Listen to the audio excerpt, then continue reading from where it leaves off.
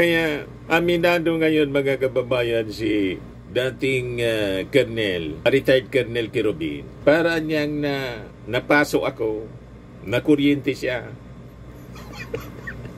Hanga pa naman siya. Sabi ko sa inyo, pagtao po ng mga Duterte, siguradong makukuryente ka sa mga kwento nila. Colonel Kirubin, kung ako sa'yo, lumistansya ka na sa kampo ng mga Duterte. Kasi habang dikit ka dyan sa kampo ng mga Duterte, masisira yung pangalan po ninyo. At yung ambisyon ninyo na sana maging senador din kayo, malamang hindi mangyari.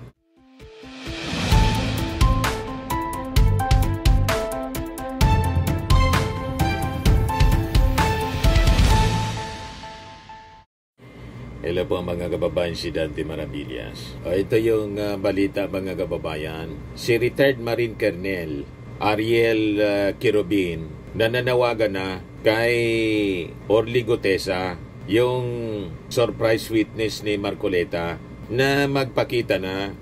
Bigla kasing nag-disappear mga kababayan, naging multo. Diba? Anganganga pa naman mga kababayan kasi kapwa niya Marine, matapangan niya. Anganganga si Kirubin, pati si Bato de la Rosa. Sabi nga ni Bato de la Rosa, wow! Diba? Ngayon, inamin ni retired Colonel Kirubin na parang nakuryente siya.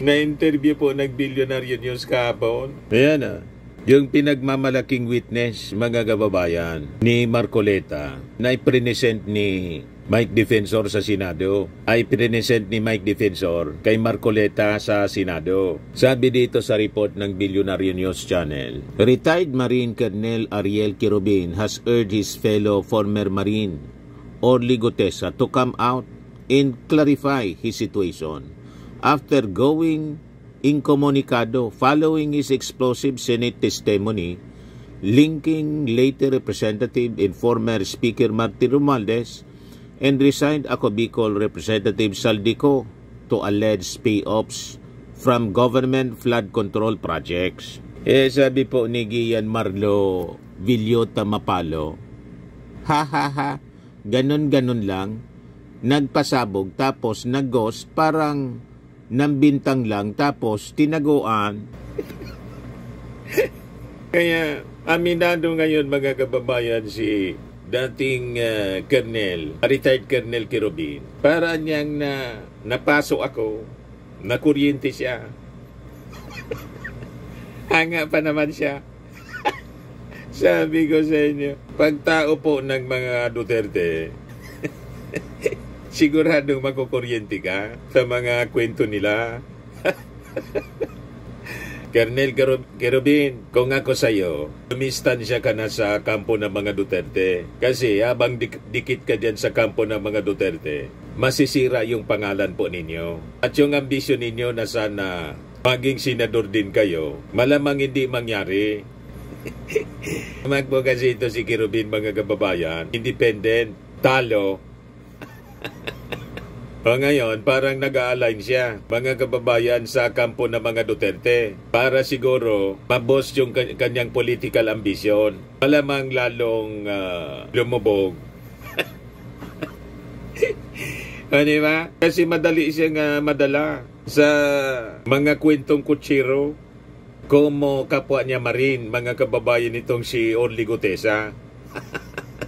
Ito, pakinggan natin yung report ng Billionaire News, mga kababayan, tungkol dito sa sinabi ni retired Colonel Kirubin. Retired Marine Colonel Ariel Kirubin urges Senate witness and former Marine Orly Gutesa to come forward. On Billionaire News' own point, Kirubin revealed Senate President Pro Tempore Ping Lacson has sought his help in locating Gutesa. He earlier expressed admiration for Gutesa after the witness testified on the flood scandal before the Senate Blue Ribbon Committee. Senator, kanina naman nag-usap din kami ulit. Sabi niya, patulong na lang, no? Kung paano mo, alam ko malawak yung iyong network. And in fact, sabi ko, I'm working on it. I hope, sa akin lang to put a closure sa nangyayari na to, it should really surface. Sa akin lang Kasi I vouch nga, sabi ko, bumili nga ako sa'yo, tapos ngayon nawawala ka. Di pati ako para mong di ba? Napaso. Napaso daw siya. You see? At sabi po ni Kerubin, ito niyang si Gutesa, malabo na manirahan sa compound ng Philippine Marines kasi retired na siya. Yan Kerubin also asserts a retired Marine cannot live inside the agency's compound. Pwede ka pa rin pumasok. Pwede, sorry, okay. Yeah, pero kung sasabihin na nakatira ka ron o titira ka ron or somebody will take custody of you, then that is not really true kasi you're no longer in the active service. Kaya yung mga sinasabi po ni Mike Defensor, basag na basag, binasag mga kababayan mismo ni retired Colonel Kerubin na under custody. Sa bagay, hindi lang si Kerubin mga kababayan nagsabi. Mismong si Armed Forces Chief of Staff General Browner at yung commandant ng Philippine Marines na kausap po ni Ping Lacson. Palaman na niya sa custody namin ever since. Pati yung Philippine Navy spokesman. Palaman na niya sa amin. So makikita ninyo ang mga tinahi-taing kwento ni Mike Defensor. At si Mike Defensor, lalong nasunog yung script nang sabihin niya, si Martin Romualdez daw nakatira sa Forbes Park. At ang pagmamayari niya, 3,000 hectares. So, mas malaki pa po sa size ng Forbes Park mismo. 250 hectares lang. Ito yung interview ni Pinky Web, mga kababayan, kay Mike Defensor. Pero ang laki ng lugar Diba? Para siyang, again, 3,000 hectares. 3,000 hectares daw. Alam na lahat ng congressman yon. Alam na lahat ng mga tao na punta na doon sa bahay na yon. So, I want him to defend himself kung ano ba itong Madali pong ma-check mga kababayan kung gaano kalaki ang buong Forbes Park. Ayan 2.5 square kilometers or 0.97 square miles. So kung maniniwala tayo sa kwento ni Mike Defensor, ang pag-aaring property pala ni Martin Romualdez sa Forbes Park mas malaki pa sa Forbes Park mismo. Ano ba? Malinaw na another falsos in uno tulad ng affidavit po ni Gutesa. Falsos in uno, falsos in omnibus.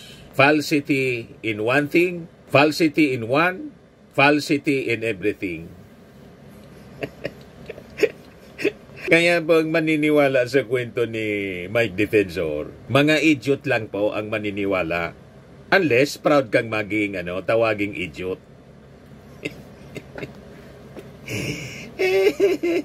So makikita ninyo ang kwento, ang DDS script. Nakakatawa pero nakakatakot mga kababayan. Kasi ang daming mga eksena na parang horror comedy, tamang-tama sa Todos Los Santos.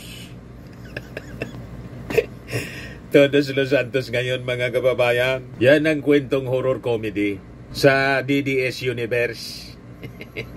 Pero pag tinanong ng ebidensya mga kababayan, biglang nagmumulto, nawawala, umiiba ng topic at lumalabas mga kababayan, na scripted lang ang bangungot. May ganonan niya, Mr. Maravillas. Ganon sa DDS Universe po, sa mundo ng mga DDS. So makikita natin, sa loob po ng Blue Ribbon, sa House hearings, sa ICI investigations, iisang pattern lang po ang lumilitaw. Pag kumatok yung katotohanan, takbuhan ang mga multong DDS. Diba? At kapag sila ay sumabit, ipapasok nila si Martin Romualdez sa kanilang script. Kahit malinaw na wala mang kinalaman yung tao. Wala nga pong pirma. Wala yung pangalan niya. Kita ninyo? Basta ang objective nila, isabit si Martin Romualdez. Ngayon, ano ba yung top DDS wow mali moments? Yung sinasabi po mga kababayan na safe na si Jinggoy, hindi man totoo. Nanikomenda mga kababayan na ng ICI nakasuhan ng ombudsman si Jinggoy, si Joel Villanueva. At malamang sa susunod, hindi na rin safe mga kababayan si Cheese na pinakapobring senador. Di ba pa? So makikita natin sa naging hearing ng Senate Blue Ribbon Committee before po, yung si Marcoleta pa, ang chairman, po yung mga DDS, ang sabi po ng mga DDS, mga kababayan, ang dapat talaga daw na humawak ng Senate Blue Ribbon Committee, si Marcoleta. Alam na natin ang rason kung bakit gusto nila na maging chairman si Marcoleta, para safe si Jinggoy, si Joel Villanueva, at iba pang mga senador na sangkot. Di ba po? Pero nakita ninyo, imbes na naging case closed, naging horror plot twist po yung nangyari. Kasi sabi ni Marcoleta, di ba, safe ka na niya, referring kay Jinggoy. Hindi pa pala safe. Gusto nang gawing safe. Ganon ang kanilang script. Sabi naman po ni Bongo, huwag pong ilihis yung issue dito. Tumbukin po yung dapat tumbukin. Sagot ni PCO Jose Claire Castro, kaya ka nga tinutumbok. Tama. Walang nililihis po. Dapat talagang tumbukin kung sino yung mga nagkinabang po dito sa flood control scam. Yan ang rason kung bakit tinutumbok po kayo. Kasi malinaw mismo sa testimony ni Diskaya, sa pagtatanong mismo ni Bato, na tumiba yung kumpanya ni Diskaya 2016. Kaya tinutumbok talaga kayo. Hindi po linilihis. Talagang tinutumbok po. Malinaw sa pagtatanong mismo ni Bato de la Rosa. Yung mga flood control projects, kailan kayo nag-engage ng flood control projects sa DPWH?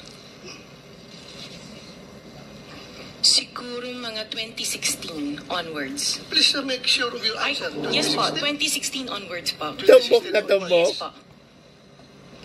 2016 onwards. May follow-up Yes, sir. ba? Okay. Go ahead, sir. Go ahead. Alright. Walang paglilihis po. Talagang tinutumbok. Ang nililihis, efforts na talagang ilihis po, itong mga testimony ni Gutesa mismo, na mismo siya sa kanyang affidavit, hindi siya familiar.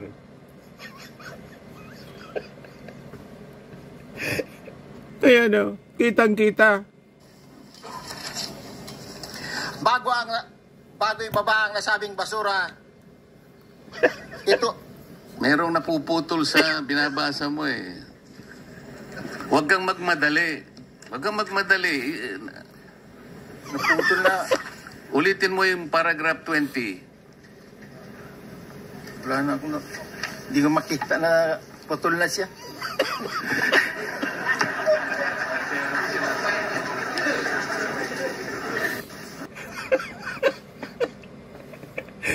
Kita ninyo. Recorded po. Kitang-kita na talaga pong ginawa lang yung script. Hindi familiar mismo yung nagbabasa ng script.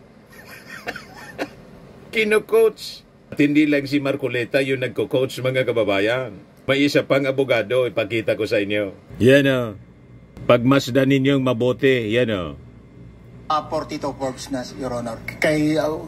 Sa bahay mo ni Speaker. Yes, Your Honor. Ilang beses kayo nag-deliver doon? Misan lang? Ilan?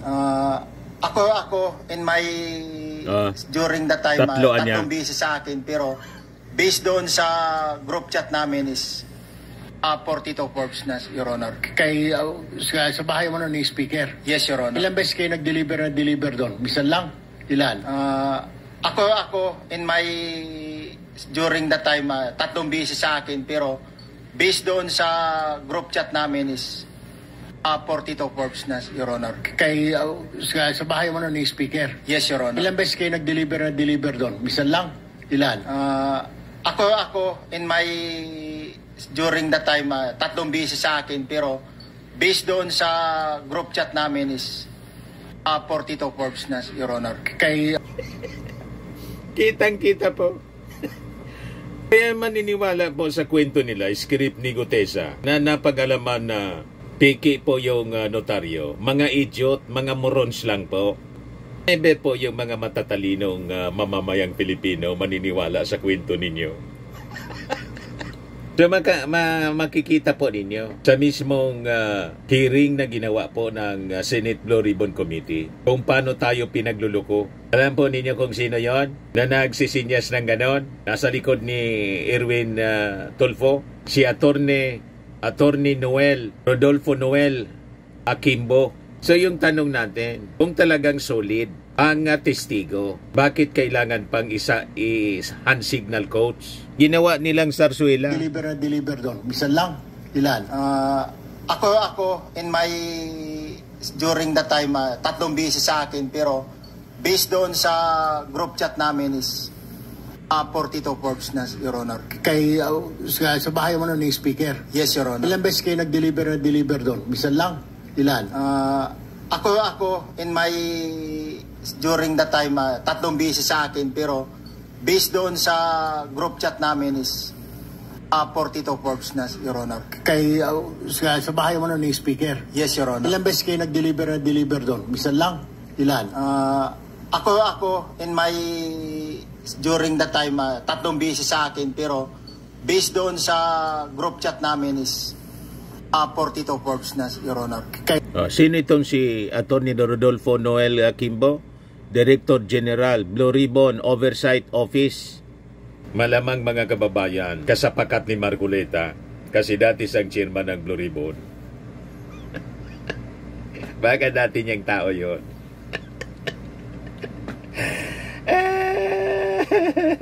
Kaya si Gutesa po, hindi familiar ng kanyang affidavit. Bago ibaba ang nasabing basura, ito, Mayroong napuputol sa binabasa mo eh. Huwag kang magmadali. naputol na. Ulitin mo yung paragraph 20. Wala na akong, hindi ko makita na putol na siya.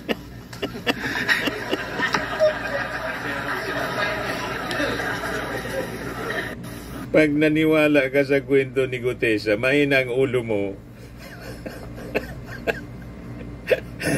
O, di ba po? So, mas familiar pa, mas alam pa ni Marcoleta yung affidavit ni Gutesa. Tapos, na-found out pa ng Manila RTC, falsifikado yung notaryo. Tapos, si Gutesa po, na sinasabing nasa custody ng Marines, as claimed by Mike Defensor, ayun, pinasinungalingan ng Marines at mismong Armed Forces ni General Browner. Never na ilalim po sa custody ng Philippine Marines itong si Gutesa. At ngayon, yung latest po, si retired Colonel, Marine Colonel, Ariel Querubin mismo yung nagsabi. Sabi ni Querubin, araan niya kung napaso, lumabas ka na niya.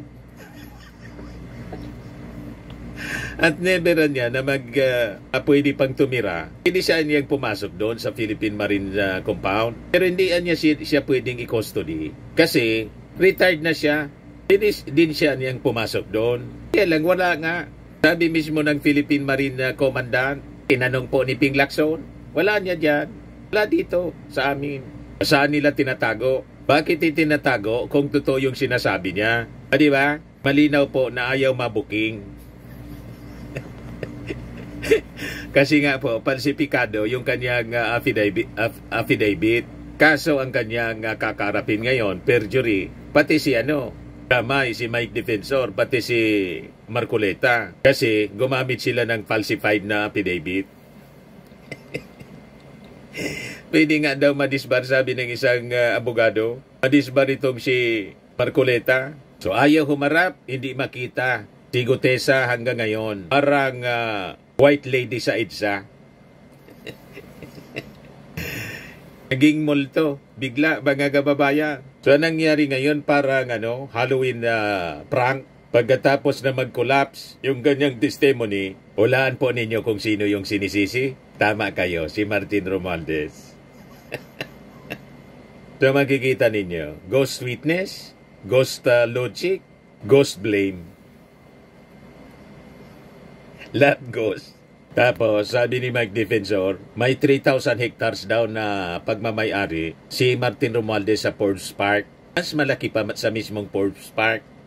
Kasi yung Forbes Park pala, 250 hectares lang. You see, 3,000 daw hectares. Sabi ni Mike Defensor yung pag-ari ni Martin Romualdez. Makikita ninyo kung paano gumawa ng falsipikadong kwento. Sanay mga kababayan si Mike Defensor. May history na kasi siya. Yung kay Ador Mawanay. Di ba pa? Ito na yata yung peak horror comedy ni Mike Defensor. Kasi ginawa niya ang real estate ghost tycoon si Martin Romualdez. Mayari ng 3,000 hectares daw sa Forbes Park. Habang yung mismong Forbes Park, 250 hectares lang po ang laki. So baka ang sunod na kwento mga kababayan ni Mike Defensor, si Martin Romualdez na ang may-ari ng BGC. O baka yung Manila Bay, biglang sabihin ni Mike Defensor at tituluhan na ni Martin. Pati buwan. Kita ninyo? Huwag na tayong magtaka mga kababayan kung bakit si Mike Defensor hindi nanalo ng mayor. Kumandidato itong mayor ng Quezon City. Talo. Kasi basang-basa na yung papel. Mga kababayan, yung pagkatao niya, after masabit doon sa tanim witness, si Ador Mawanay. Hindi makalimutan mga kababayan ng mga mamamayang Pilipino, pati ng mga taga Quezon City. So yung lahat ng nabanggit natin mga kababayan, ilan lamang ito sa mga DDS horror comedy. Pero yung mas malala, yung mga salarin, madalas sila po yung bida sa sarili nilang mga gawa-gawang kwento. Huwag pauuto po, mga kababayan. Huwag pauuto sa kwentong ito. Bago ibaba ang nasabing basura, ito. Merong napuputol sa binabasa mo eh. Huwag kang magmadali. Huwag kang magmadali. Naputol na. Ulitin mo yung paragraph 20. Wala na ako hindi ko makita na putol na siya. Kamot ulo po. O ito pa. Deliver doon. Bisan lang. Ilan? Ako in my during that time 3 beses sa akin, pero based doon sa group chat namin is 42 Forbes na, Your Honor. Kaya deliver doon. Bisan lang. Ilan? Ako in my during that time 3 beses sa akin, pero based doon sa group chat namin is 42 Forbes na, Your Honor. Sa bahay mo ni speaker? Yes, Your Honor. Ilan beses kayo nag-deliver doon? Bisan lang? Ilan?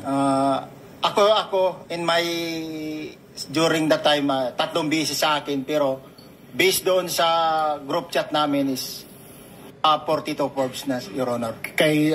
Sa bahay mo ni speaker? Yes, Your Honor. Ilan beses kayo nag-deliver doon? Bisan lang? Ilan?